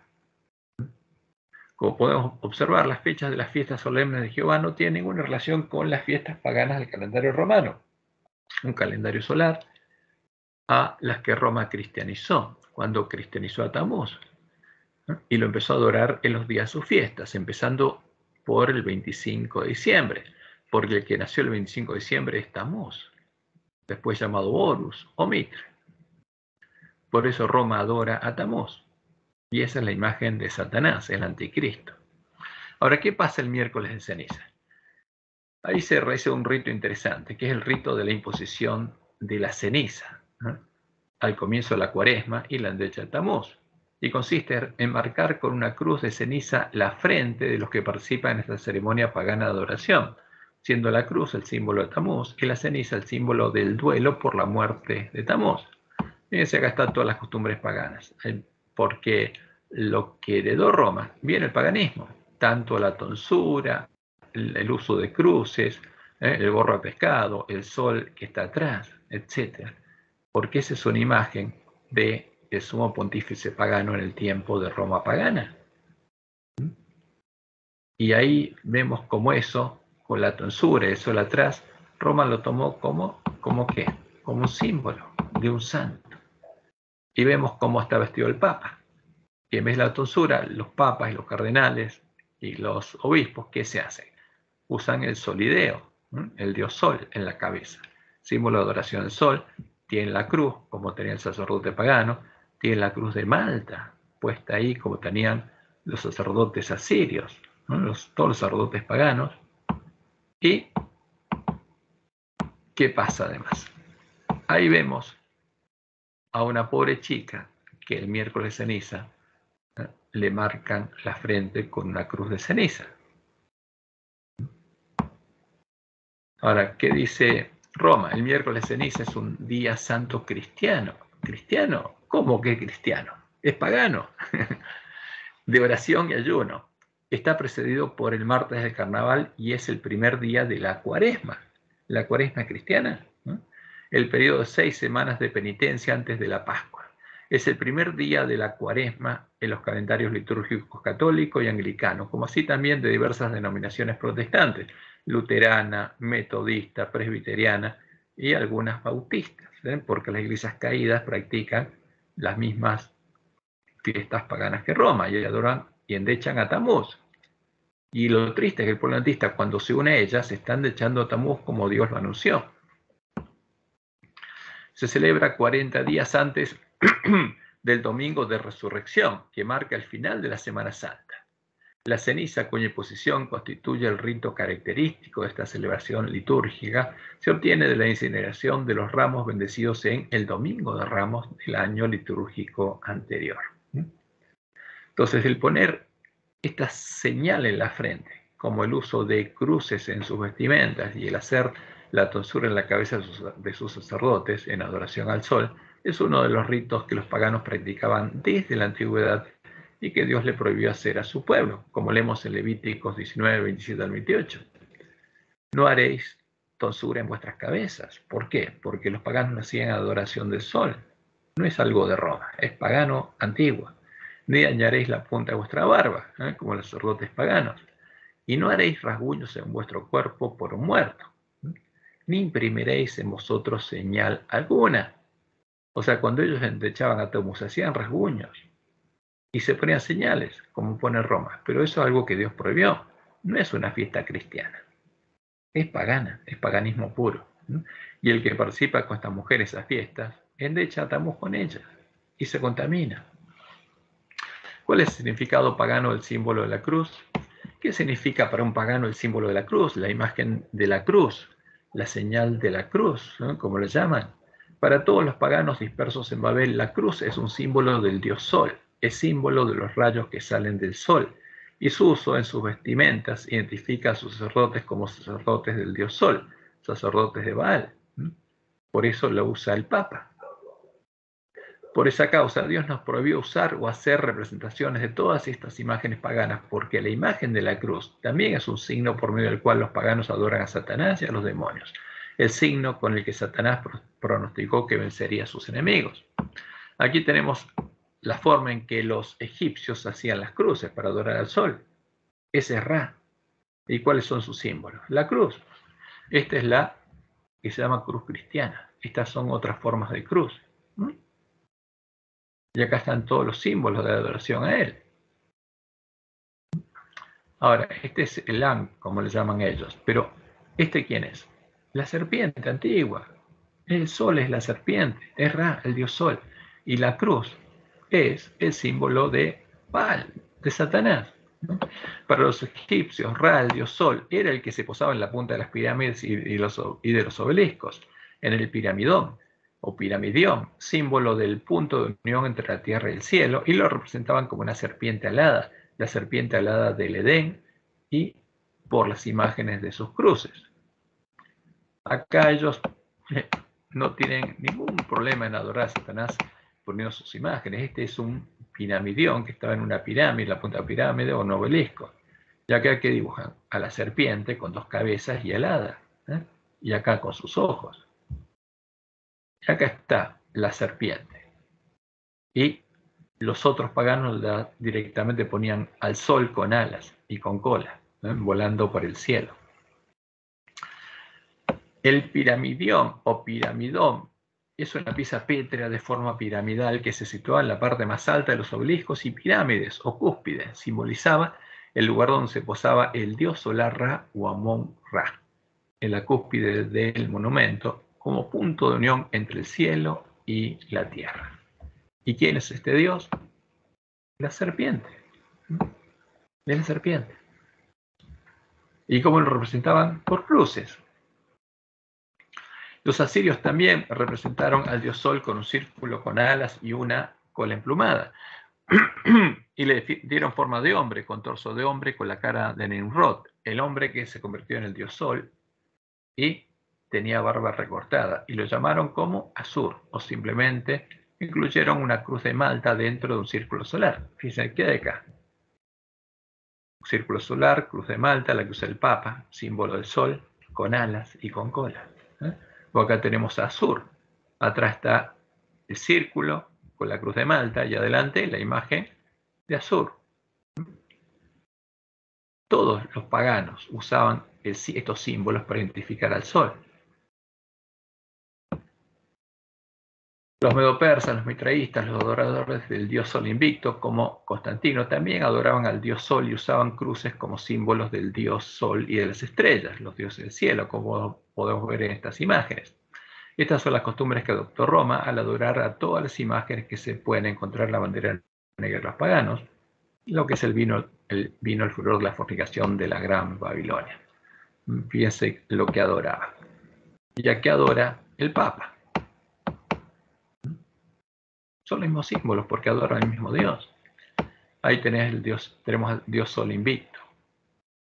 Y tenemos las medallas, justamente, del Vaticano. Soli Deo Gloria. Y acá que dice Soli invicto Dios. O sea, el Sol invicto Dios. Entonces, sí, que cuando ponemos Soli Deo, ¿de qué estamos hablando? El Sol, Dios, gloria, gloria al Dios Sol. Esta es la moneda del Vaticano, gloria a Baal. Porque eso significa Sol invicto Deo, Solideo, gloria, al Dios sea la gloria, al Dios Sol sea la gloria, Solideo, gloria. Ese es también el significado del gorro babilónico de adoración al Sol que reemplaza la tonsura.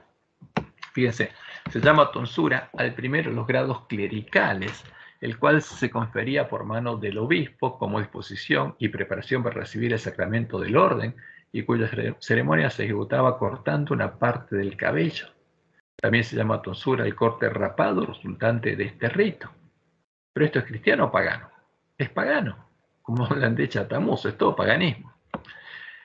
El cardenal John Henry Newman escribiría en su ensayo sobre el desarrollo de la doctrina cristiana que el uso de la tonsura de origen pagano fue santificado por su adopción en la iglesia. Porque para Roma, si ya la adopta, todo lo pagano, todo lo inmundo se vuelve puro. Y el solideo, de latín solideo, que significa Dios Sol, pero ellos lo interpretan como solo a Dios. Pero es solideo, Sol, Dios.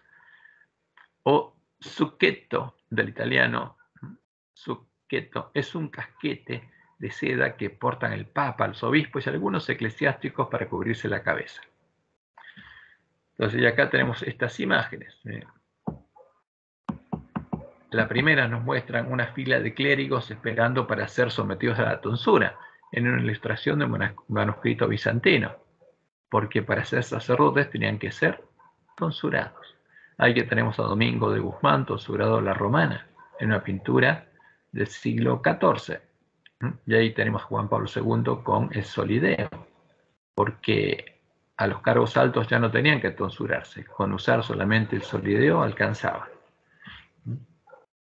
Ahora, fíjense lo que Dios le ordenó hacer al pueblo adventista con todas estas cosas. Estas imágenes paganas con las que los paganos adoran a sus dioses son abominaciones. Estamos hablando de la cruz. Y continúan siendo los símbolos de adoración a Satanás y a los demonios, los símbolos con los que se invoca la presencia de Satanás y los demonios, y no pueden estar en medio del pueblo de Dios. Deuteronomios 12, 1 al 3. Estos son los estatutos y decretos que cuidaréis de poner por obra en la tierra que Jehová tu Dios, el Dios de tus padres, te ha dado, para que tomes posesión de ella. Todos los días que vosotros viviereis sobre la tierra, destruiréis enteramente todos los lugares donde se adoraron los dioses paganos. O sea, no se puede adorar a Jehová en un templo pagano. Y derribaréis sus altares, y quebraréis sus estatuas, y sus imágenes de acera consumiréis con fuego, y destruiréis las sepulturas de sus dioses, y raeréis su nombre de aquel lugar.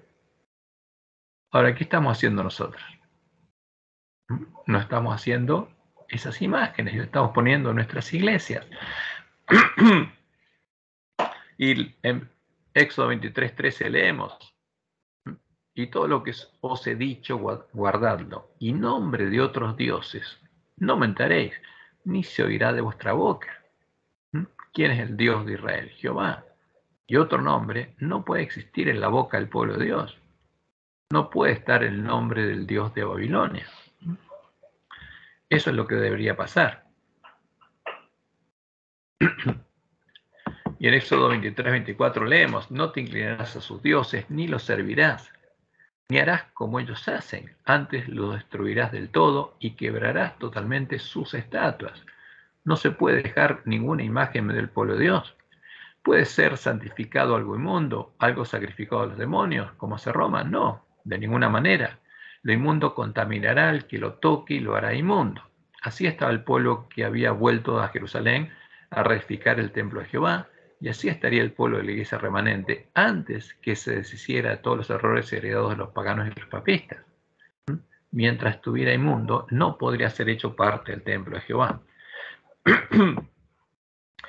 Y leemos en Ageo 2, del 11 al 15. Así ha dicho Jehová a los ejércitos. Pregunta ahora a los sacerdotes acerca de la ley, diciendo: si alguno llevare carne santificada en la falda de su ropa, y con el vuelo de ella tocare pan, o vianda, o vino, o aceite, o cualquier otra comida, ¿será santificada? ¿Algo santo santifica algo inmundo? Y respondieron los sacerdotes y dijeron: no. Y Ageo dijo: si un inmundo a causa de un cuerpo muerto tocare alguna de estas cosas, ¿será inmunda? Y respondieron los sacerdotes y dijeron: inmunda será. Lo santo no santifica lo inmundo contamina lo santo. Y respondió Ageo y dijo: así es este pueblo y esta gente delante de mí, dice Jehová, y asimismo toda obra de sus manos, y todo lo que aquí ofrecen es inmundo. Entonces, si nosotros introdujimos una sola cosa inmunda en medio de la iglesia, ¿qué pasa? Todo se vuelve inmundo. Ahora pues, meditad en vuestro corazón desde este día en adelante, antes que pongan piedra sobre piedra el templo de Jehová. El templo de Jerusalén no podía ser reedificado por quienes, por personas que estuvieran inmundas. Y lo mismo sucede ahora. Y eso es lo que busca Satanás, que el templo de Jehová, el verdadero templo, los lugares asolados, no puedan ser reedificados.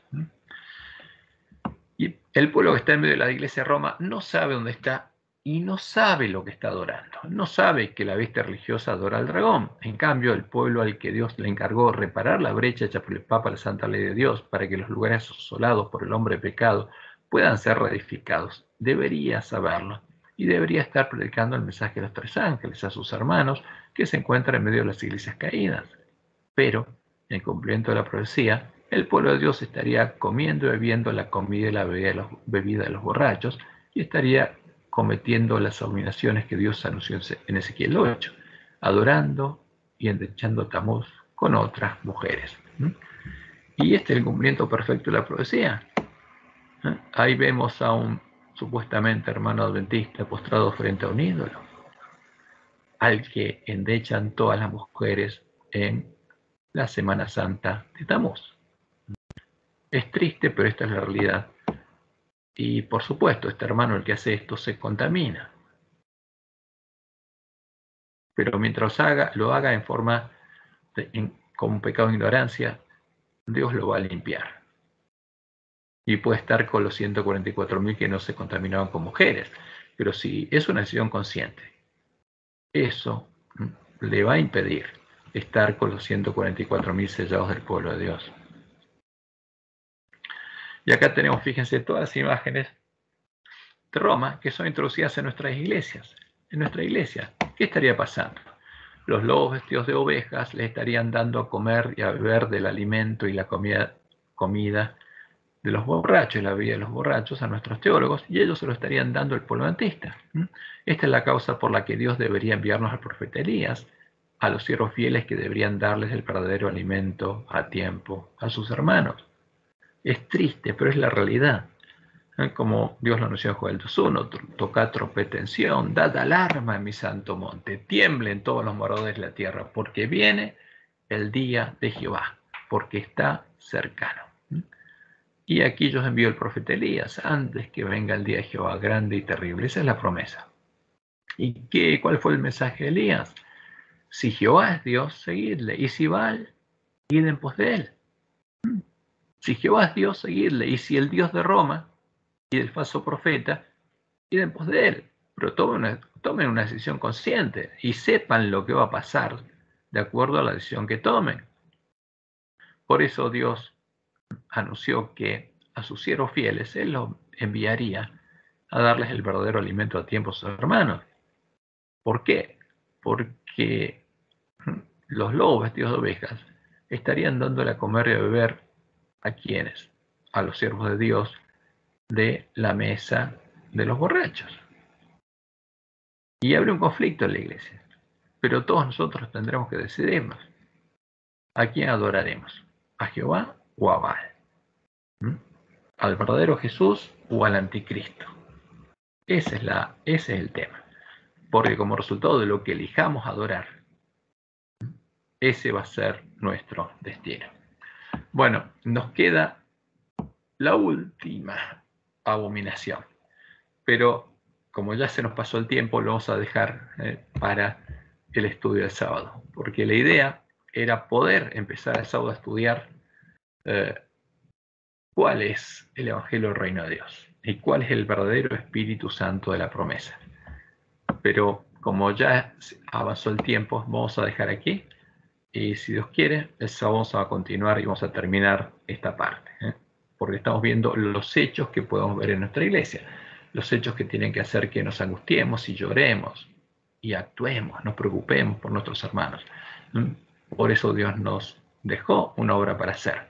Recuperar el conocimiento de la verdad, y una vez que recuperamos el conocimiento de la verdad, ¿qué tenemos que hacer?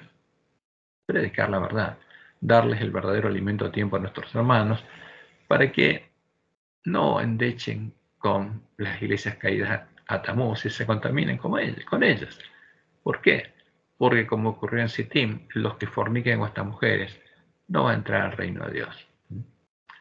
Bueno, que Jehová los bendiga y los guarde y los guíe a toda verdad, y que tengan una buena semana, una buena y bendecida semana, y que Jehová los pueda guiar realmente para que puedan ser sus siervos.